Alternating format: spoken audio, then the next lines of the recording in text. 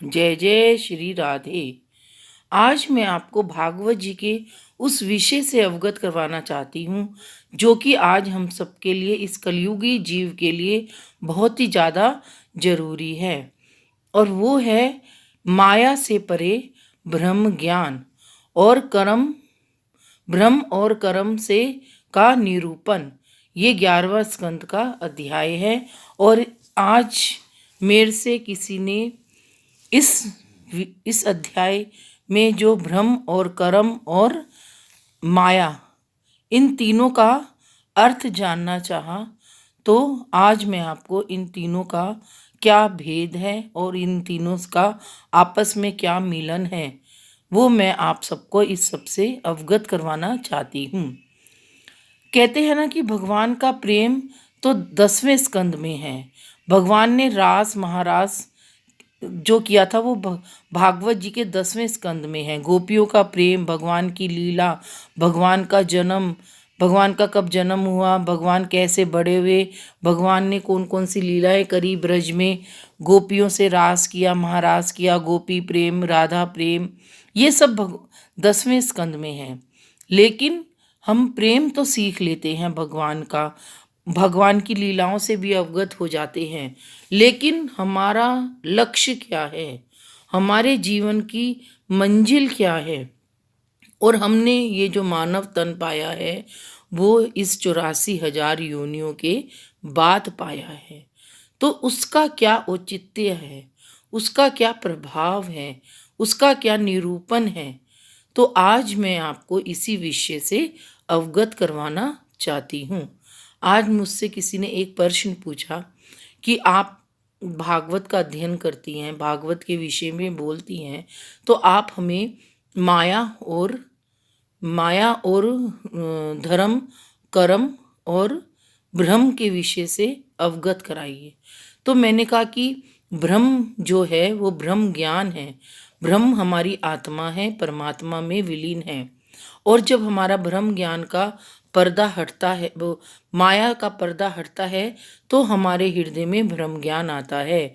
तो जो हमारे जो चारों तरफ भौतिक वस्तुएं हैं, भौतिक तत्व है, भौतिक वातावरण है, चारों तरफ हमारे जो भी कलयुग में भगवान ने जो भी भौतिक वस्तुएं हमें दी हैं वो सब माया है। माया का मतलब पैसा रुपया नहीं होता है, माया का मतलब भौतिक वस्तुएं हैं और जिनका हम इस्तेमाल करते हैं, ये सब माया है। और माया भी बहुत तरीके की है, ये नहीं समझो कि माया सिर्फ पैसों की माया है। उसको समझने के लिए हम जीवों को अपने हृदय में परमात्मा की प्राप्ति करनी होगी, परमात्मा के प्रति आसक्त होना पड़ेगा, तभी हम इस माया रूपी जाल से बच सकते हैं। कहते हैं एक मकड़ी होती है, वो अपने चारों तरफ जाल को लपेटती चली जाती है, बुनती चली जाती है, बुनती चली जाती है।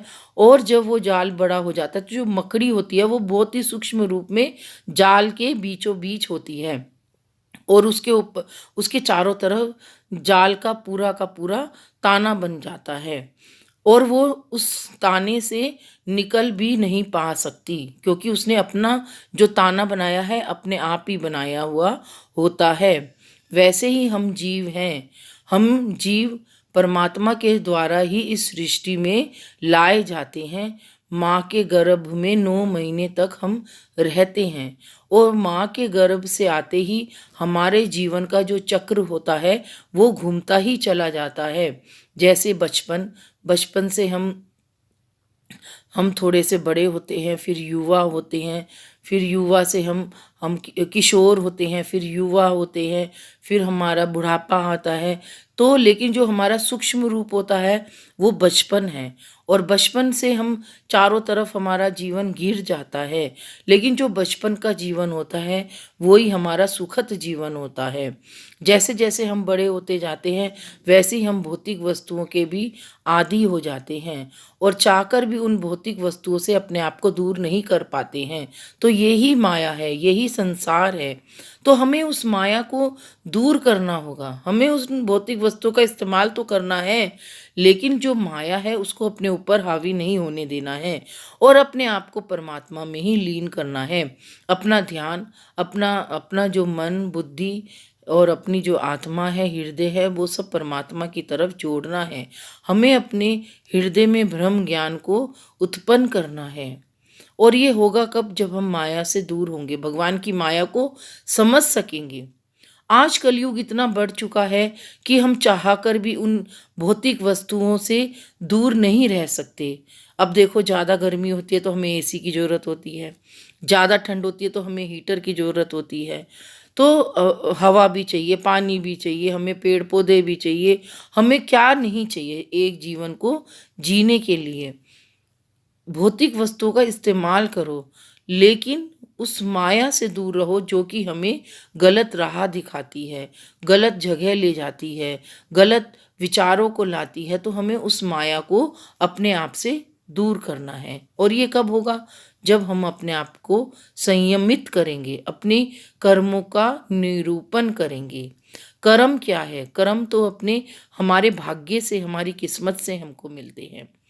हमने जो ये जीवन जी रहे हैं, ये हमें पिछले जन्मों के कर्मों के अनुसार मिलता है। और आज जो जीवन जी रहे हैं, और वो जो जीवन हमारे आगे आने वाले जीवन के काम आता है। तो कहते हैं ना कि जो तुम्हें जो मानव जीवन मिला है, इसमें अच्छे कर्म करो, अच्छा दान पुण्य करो, ताकि तुम्हें अगला जीवन अच्छा मिले। और ये सत्य है, ये एक जीवन का सत्य है। और इससे हमें, इसको हम नकार नहीं सकते। इसको हम, ये एक झूठ नहीं है, ये एक मिथ्या नहीं है, ये एक जीवन की सच्चाई है।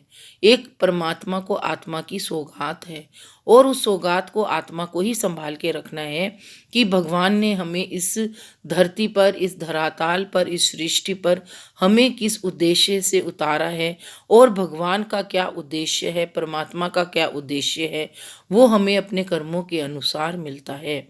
तो माया और ये भ्रम और कर्म का निरूपण करना बहुत ज़्यादा आज इस कलयुग में बहुत मुश्किल है। और जो परमात्मा की कदमों पे चलता है, परमात्मा के बताए हुए रास्ते पे चलता है, उसके लिए भी कठिन तो होता ही है। लेकिन आज अगर हम अपने हृदय में दृढ़ संकल्प करें, दृढ़ निश्चय करें, तो आज भी हम भगवान परमात्मा को पा सकते हैं और उसकी आसक्ति कर सकते हैं, उसके विषय से अवगत हो सकते हैं। क्योंकि परमात्मा ही माया से परे हैं। एक परमात्मा है जो अजन्मा है, जिसने जन्म नहीं लिया है, वो ही माया से परे है।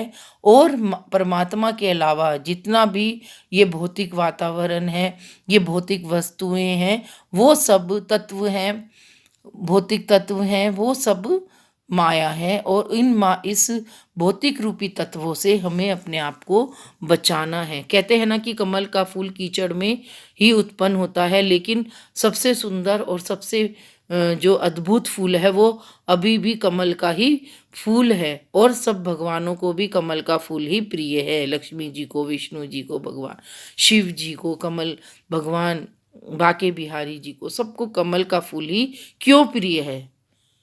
आपने कभी इस प्रश्न पर ध्यान दिया है कि भगवानों को कमल का फूल ही क्यों प्रिय है? क्योंकि कमल का फूल के चारों तरफ कीचड़ ही कीचड़ होता है, लेकिन फिर भी वो खिलता है। ऐसा ही भगत है। भगत के चारों तरफ कलयुग ही कलयुग होता है, माया ही माया होती है, लेकिन वो इन सबको दरकिनार करके भगवान को, अपने आप को भगवान के चरणों में, भगवान को अपनी आत्मा को परमात्मा में लीन कर लेता है और अपने आप को पूर्ण रूप से समर्पित कर लेता है और भावों से, अपने हृदय से भगवान को ध्याता है, तो वो ही भक्त प्रिय हो जाता है। तो भगवान को भी हर हर हर भक्त प्रिय नहीं होता, क्योंकि हर आत्मा तो भगवान की ही लाई हुई है, लेकिन वो अपने कर्मों के अनुसार जीवन जीती है। भगत कौन है? भगवान कौन? भगवान भगत को कैसे नियुक्त करता है? भगत को थोड़ा ना पता होता है कि मैं भगत हूँ। भगवान ही उसको भगत की उपाधि देता है। तो भगत ही कहते हैं ना कि भगवान कृष्ण ने उद्धव से कहा था कि हे उद्धव, मेरा जो स्थान है वो कहाँ है। तो भगवान कृष्ण ने उद्धव से कहा कि मेरा स्थान हर उस जीव के हृदय में है जिसके अंदर भक्ति जागृत होती है, जिसका हृदय सरल होता है, जिसका हृदय साफ सुथरा होता है, जिसके अंदर छल कपट नहीं होता है, मैं उसके हृदय में ही विराजता हूँ। तो हमारा हृदय ही भगवान है, हमारी आत्मा ही भगवान के अंदर परिवर्तित है, और अपनी आत्मा को परमात्मा की तरफ अगर हमें ले जाना है, उसका निरूपण करना है, तो हमको भगवान के प्रति अपने आप को समर्पित करना होगा। कहते हैं कि गुरु के बिना भक्ति नहीं, लेकिन आज इस कलयुग में हमें गुरु का चुनाव करने में बहुत ही ज़्यादा कठिनाई आती है, क्योंकि ये कलयुग है। तो हम परमात्मा की तरफ आसक्त हुए, परमात्मा ही हमें अपने आप को गुरु के प्रति ले जाएगा। गुरु को कैसे हम अपने जीवन में लाए, वो सिर्फ परमात्मा ही हमें राह दिखाएगा। तो इसके लिए भी हमको सचेत रहना है और परमात्मा की तरफ ध्यान आकर्षित करना है। तो आज के लिए इतना। आगे मैं आपको इस विषय से और अवगत कराना चाहूँगी। राधे राधे। बोलो भागवत भगवान की जय। जय जय श्री राधे। आज मैं आपको भागवत जी के उस विषय से अवगत करवाना चाहती हूँ जो कि आज हम सबके लिए, इस कलयुगी जीव के लिए बहुत ही ज़्यादा जरूरी है, और वो है माया से परे ब्रह्म ज्ञान और कर्म, ब्रह्म और कर्म से का निरूपण। ये 11वां स्कंद का अध्याय है। और आज मेरे से किसी ने इस अध्याय में जो ब्रह्म और कर्म और माया, इन तीनों का अर्थ जानना चाहा, तो आज मैं आपको इन तीनों का क्या भेद है और इन तीनों का आपस में क्या मिलन है, वो मैं आप सबको इस सबसे अवगत करवाना चाहती हूँ। कहते हैं ना कि भगवान का प्रेम तो 10वें स्कंद में है। भगवान ने रास महारास जो किया था वो भागवत जी के 10वें स्कंद में है। गोपियों का प्रेम, भगवान की लीला, भगवान का जन्म, भगवान का कब जन्म हुआ, भगवान कैसे बड़े हुए, भगवान ने कौन कौन सी लीलाएं करी ब्रज में, गोपियों से रास किया, महारास किया, गोपी प्रेम, राधा प्रेम, ये सब 10वें स्कंद में है। लेकिन हम प्रेम तो सीख लेते हैं भगवान का, भगवान की लीलाओं से भी अवगत हो जाते हैं, लेकिन हमारा लक्ष्य क्या है, हमारे जीवन की मंजिल क्या है, और हमने ये जो मानव तन पाया है वो इस 84,000 योनियों के बाद पाया है, तो उसका क्या औचित्य है, उसका क्या प्रभाव है, उसका क्या निरूपण है। तो आज मैं आपको इसी विषय से अवगत करवाना चाहती हूँ। आज मुझसे किसी ने एक प्रश्न पूछा कि आप भागवत का अध्ययन करती हैं, भागवत के विषय में बोलती हैं, तो आप हमें माया और धर्म, कर्म और ब्रह्म के विषय से अवगत कराइए। तो मैंने कहा कि ब्रह्म जो है वो ब्रह्म ज्ञान है। ब्रह्म हमारी आत्मा है, परमात्मा में विलीन है। और जब हमारा ब्रह्म ज्ञान का पर्दा हटता है, वो माया का पर्दा हटता है, तो हमारे हृदय में ब्रह्म ज्ञान आता है। तो जो हमारे जो चारों तरफ भौतिक वस्तुएं हैं, भौतिक तत्व है, भौतिक वातावरण है, चारों तरफ हमारे जो भी कलयुग में भगवान ने जो भी भौतिक वस्तुएं हमें दी हैं, वो सब माया है। माया का मतलब पैसा रुपया नहीं होता है, माया का मतलब भौतिक वस्तुएं हैं और जिनका हम इस्तेमाल करते हैं, ये सब माया है। और माया भी बहुत तरीके की है, ये नहीं समझो कि माया सिर्फ पैसों की माया है। उसको समझने के लिए हम जीवों को अपने हृदय में परमात्मा की प्राप्ति करनी होगी, परमात्मा के प्रति आसक्त होना पड़ेगा, तभी हम इस माया रूपी जाल से बच सकते हैं। कहते हैं एक मकड़ी होती है, वो अपने चारों तरफ जाल को लपेटती चली जाती है, बुनती चली जाती है, बुनती चली जाती है।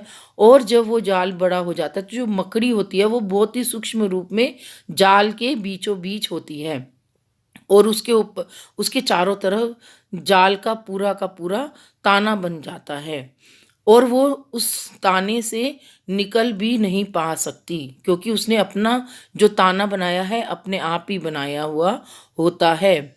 वैसे ही हम जीव हैं। हम जीव परमात्मा के द्वारा ही इस सृष्टि में लाए जाते हैं। माँ के गर्भ में 9 महीने तक हम रहते हैं, और माँ के गर्भ से आते ही हमारे जीवन का जो चक्र होता है वो घूमता ही चला जाता है। जैसे बचपन, बचपन से हम थोड़े से बड़े होते हैं, फिर युवा होते हैं, फिर युवा से हम किशोर होते हैं, फिर युवा होते हैं, फिर हमारा बुढ़ापा आता है। तो लेकिन जो हमारा सूक्ष्म रूप होता है वो बचपन है, और बचपन से हम चारों तरफ हमारा जीवन घिर जाता है। लेकिन जो बचपन का जीवन होता है वही हमारा सुखद जीवन होता है। जैसे जैसे हम बड़े होते जाते हैं वैसे ही हम भौतिक वस्तुओं के भी आदी हो जाते हैं, और चाहकर भी उन भौतिक वस्तुओं से अपने आप को दूर नहीं कर पाते हैं। तो यही माया है, यही संसार है। तो हमें उस माया को दूर करना होगा। हमें उस भौतिक वस्तु का इस्तेमाल तो करना है, लेकिन जो माया है उसको अपने ऊपर हावी नहीं होने देना है, और अपने आप को परमात्मा में ही लीन करना है। अपना ध्यान, अपना अपना जो मन, बुद्धि और अपनी जो आत्मा है, हृदय है, वो सब परमात्मा की तरफ जोड़ना है। हमें अपने हृदय में ब्रह्म ज्ञान को उत्पन्न करना है। और ये होगा कब? जब हम माया से दूर होंगे, भगवान की माया को समझ सकेंगे। आज कलयुग इतना बढ़ चुका है कि हम चाह कर भी उन भौतिक वस्तुओं से दूर नहीं रह सकते। अब देखो, ज़्यादा गर्मी होती है तो हमें एसी की ज़रूरत होती है, ज़्यादा ठंड होती है तो हमें हीटर की ज़रूरत होती है। तो हवा भी चाहिए, पानी भी चाहिए, हमें पेड़ पौधे भी चाहिए। हमें क्या नहीं चाहिए एक जीवन को जीने के लिए? भौतिक वस्तुओं का इस्तेमाल करो, लेकिन उस माया से दूर रहो जो कि हमें गलत राह दिखाती है, गलत जगह ले जाती है, गलत विचारों को लाती है। तो हमें उस माया को अपने आप से दूर करना है। और ये कब होगा? जब हम अपने आप को संयमित करेंगे, अपने कर्मों का निरूपण करेंगे। कर्म क्या है? कर्म तो अपने हमारे भाग्य से, हमारी किस्मत से हमको मिलते हैं। हमने जो ये जीवन जी रहे हैं ये हमें पिछले जन्मों के कर्मों के अनुसार मिलता है, और आज जो जीवन जी रहे हैं और वो जो जीवन हमारे आगे आने वाले जीवन के काम आता है। तो कहते हैं ना कि जो तुम्हें जो मानव जीवन मिला है इसमें अच्छे कर्म करो, अच्छा दान पुण्य करो, ताकि तुम्हें अगला जीवन अच्छा मिले। और ये सत्य है, ये एक जीवन का सत्य है, और इससे हमें, इसको हम नकार नहीं सकते। इसको हम, ये एक झूठ नहीं है, ये एक मिथ्या नहीं है, ये एक जीवन की सच्चाई है। एक परमात्मा को आत्मा की सौगात है, और उस सौगात को आत्मा को ही संभाल के रखना है कि भगवान ने हमें इस धरती पर, इस धराताल पर, इस सृष्टि पर हमें किस उद्देश्य से उतारा है, और भगवान का क्या उद्देश्य है, परमात्मा का क्या उद्देश्य है, वो हमें अपने कर्मों के अनुसार मिलता है। तो माया और ये भ्रम और कर्म का निरूपण करना बहुत ज़्यादा आज इस कलयुग में बहुत मुश्किल है। और जो परमात्मा के कदमों पे चलता है, परमात्मा के बताए हुए रास्ते पे चलता है, उसके लिए भी कठिन तो होता ही है। लेकिन आज अगर हम अपने हृदय में दृढ़ संकल्प करें, दृढ़ निश्चय करें, तो आज भी हम भगवान परमात्मा को पा सकते हैं और उसकी आसक्ति कर सकते हैं, उसके विषय से अवगत हो सकते हैं, क्योंकि परमात्मा ही माया से परे हैं। एक परमात्मा है जो अजन्मा है, जिसने जन्म नहीं लिया है, वो ही माया से परे है। और परमात्मा के अलावा जितना भी ये भौतिक वातावरण है, ये भौतिक वस्तुएं हैं, वो सब तत्व हैं, भौतिक तत्व हैं, वो सब माया है। और इस भौतिक रूपी तत्वों से हमें अपने आप को बचाना है। कहते हैं ना कि कमल का फूल कीचड़ में ही उत्पन्न होता है, लेकिन सबसे सुंदर और सबसे जो अद्भुत फूल है वो अभी भी कमल का ही फूल है, और सब भगवानों को भी कमल का फूल ही प्रिय है। लक्ष्मी जी को, विष्णु जी को, भगवान शिव जी को कमल, भगवान बाके बिहारी जी को, सबको कमल का फूल ही क्यों प्रिय है? आपने कभी इस प्रश्न पर ध्यान दिया है कि भगवानों को कमल का फूल ही क्यों प्रिय है? क्योंकि कमल का फूल के चारों तरफ कीचड़ ही कीचड़ होता है, लेकिन फिर भी वो खिलता है। ऐसा ही भगत है। भगत के चारों तरफ कलयुग ही कलयुग होता है, माया ही माया होती है, लेकिन वो इन सबको दरकिनार करके भगवान को, अपने आप को भगवान के चरणों में, भगवान को अपनी आत्मा को परमात्मा में लीन कर लेता है और अपने आप को पूर्ण रूप से समर्पित कर लेता है और भावों से अपने हृदय से भगवान को ध्याता है, तो वो ही भक्त प्रिय हो जाता है। तो भगवान को भी हर हर हर भक्त प्रिय नहीं होता, क्योंकि हर आत्मा तो भगवान की ही लाई हुई है, लेकिन वो अपने कर्मों के अनुसार जीवन जीती है। भगत कौन है? भगवान कौन? भगवान भगत को कैसे नियुक्त करता है? भगत को थोड़ा ना पता होता है कि मैं भगत हूँ। भगवान ही उसको भगत की उपाधि देता है। तो भगत ही कहते हैं ना कि भगवान कृष्ण ने उद्धव से कहा था कि हे उद्धव, मेरा जो स्थान है वो कहाँ है? तो भगवान कृष्ण ने उद्धव से कहा कि मेरा स्थान हर उस जीव के हृदय में है जिसके अंदर भक्ति जागृत होती है, जिसका हृदय सरल होता है, जिसका हृदय साफ सुथरा होता है, जिसके अंदर छल कपट नहीं होता है, मैं उसके हृदय में ही विराजता हूँ। तो हमारा हृदय ही भगवान है, हमारी आत्मा ही भगवान के अंदर परिवर्तित है, और अपनी आत्मा को परमात्मा की तरफ अगर हमें ले जाना है, उसका निरूपण करना है, तो हमको भगवान के प्रति अपने आप को समर्पित करना होगा। कहते हैं कि गुरु के बिना भक्ति नहीं, लेकिन आज इस कलयुग में हमें गुरु का चुनाव करने में बहुत ही ज़्यादा कठिनाई आती है, क्योंकि ये कलयुग है। तो हम परमात्मा की तरफ आसक्त हुए, परमात्मा ही हमें अपने आप को गुरु के प्रति ले जाएगा। गुरु को कैसे हम अपने जीवन में लाए, वो सिर्फ परमात्मा ही हमें राह दिखाएगा। तो इसके लिए भी हमको सचेत रहना है और परमात्मा की तरफ ध्यान आकर्षित करना है। तो आज के लिए इतना। आगे मैं आपको इस विषय से और अवगत कराना चाहूँगी। राधे राधे। बोलो भागवत भगवान की जय।